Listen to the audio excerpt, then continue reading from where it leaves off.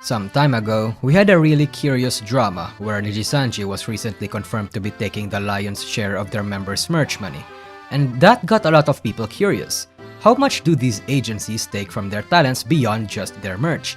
And that's what this video is for. Due to the inherent nature of these kinds of things usually being locked in an NDA, the details are quite private, so I myself can really only say what's been publicly disclosed out there. And because not many people really talk about these kinds of things among small corpos that much and even VShoujo, this video will really only focus on Hololive and Nijisanji. Especially since they are kind of the defaults and trendsetters when it comes to this kind of stuff, but I will be mentioning other small corpos and big corpos whenever relevant. If you do have relevant information, do comment down below and supplant it with clips or proof. I don't watch everyone after all or follow everything, so yeah. First, let's break down all the avenues for monetization that the two companies and other agencies use to make money. 1. Ad revenue. 2. Membership and subs. 3. Donations. 4. Merch. 5. Voice packs. And 6. Brand deals, collabs, and sponsorships. Speaking of sponsorships, do you know the sponsor that's a stranger to drama and haters? Raid Shadow Legends. If you want a very epic and badass game you can play anytime and anywhere, then you definitely need Raid Shadow Legends to help you with that. With 400 million players all over the web you can be friends with. Friends you can engage in 12 dungeons in need of conquering, each containing a brutal boss that'll take a lot to defeat. And you can do so with over 700 unique champions under 15 varied and awesome factions. And if you want to prove to your friends that you're the best, you can even engage in PvP. And if you aren't satisfied, then good, because the game just now added Akumori, the Phantom Shogun, and kicking his ass means allowing you to go for Accessory Ascension, a new feature that makes your gear better than it already is. There's even also a new animated series called Raid Call of the Arbiter, a series you can check on their official YouTube channel. So, use the link in the description or scan the QR code for bonuses like the Epic Champ Drake and other useful stuff to make you play the game better. So go get Raid, Yuanjing. It'll look really good on your resume. Ad over. And first off, let's start with Nijisanji. Because most VTuber agencies usually hire their talents as contractors, they usually don't have base salaries. Only usually, because there are some agencies that do, or used to do, or currently do. It incentivizes members to keep pushing content, especially if they're still new and not making enough money to live off in the internet. Nijisanji does not have a base salary, as confirmed by multiple talents multiple times. However, there was a massive drama in Nijisanji back then involving Narukami Sabaki. If you don't know, he's something of a drama tuber that reports on the darker aspects of VTubing. Some of them are exaggerated, misleading, or unsubstantiated information taken from 2chan, but some of them are actual leaks that come from industry members themselves. And back then, he was getting a few 2chan rats and false leads from Nijisanji and was absolutely backshotted by Tsukino Mito and the company for it.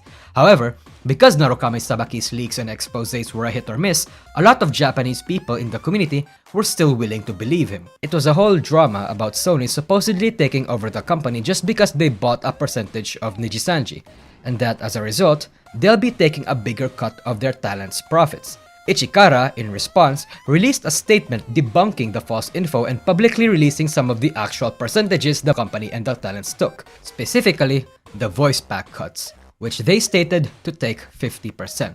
There was no mention of merch, no mention of sponsorships, or really any other percentages. But for quite some time, people just kind of assumed that it also extended to their membership and special merch percentages. Donations take 50% though. The fact that Nijisanji members have said that Streamlab donations and voice packs were the best ways to support them kind of says enough about their biggest income share from the agency. But we still have to remember that if donations are done via super chats instead of Streamlabs or Stream Elements, they take 30% of their actual income. So if a VTuber earns $50,000 from super chats, they only get $35,000. And that $35,000 gets split in half for the member and half for the agency.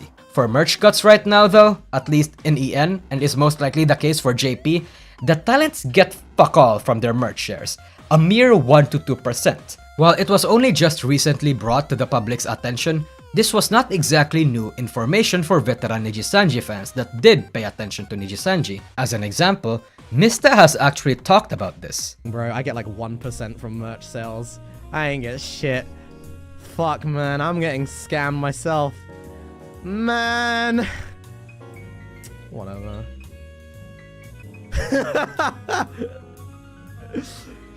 I wish I was joking. Anyway. Literally earning peanuts. I mean, hey, Kason has this to say about it, and it's kind of noteworthy as we go along this video for special reasons. Brand sponsorships or collaborations or any kind of tournaments, however, a few livers had mentioned that they earn most of their income via sponsorship money. So it's pretty fair to assume that at the very least they take the lion's share of their income revenue. So at the very least, there's that. Now for Hololive. It's been known for quite a long time that Hololive actually does take 50% of their donation money. It's been soft confirmed by Coco when she jokingly complained about Holo taking that much, and was also later soft confirmed by Muna. Also, refer to the Kason tweet earlier. Ad revenue and membership cuts are as of right now unknown, but since we don't have anything to use, I personally think it's also fair to assume that it's also 50% if we're going to use the same logic I applied to Nijisanji earlier.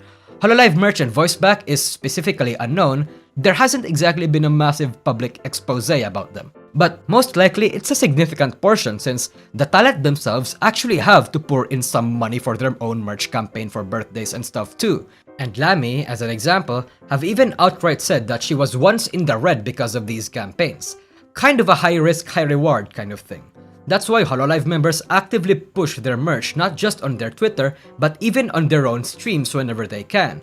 Because they sank a lot of money into it and they have a massive financial incentive to do so. They need their sales to be good to break even. Basically, Hololive pretty much just acts as a connector, a bridge between manufacturers and the brands. They have the contacts and the platforms to make these sales happen. But the talents seem to be the ones that has to fund a portion of the actual campaign itself.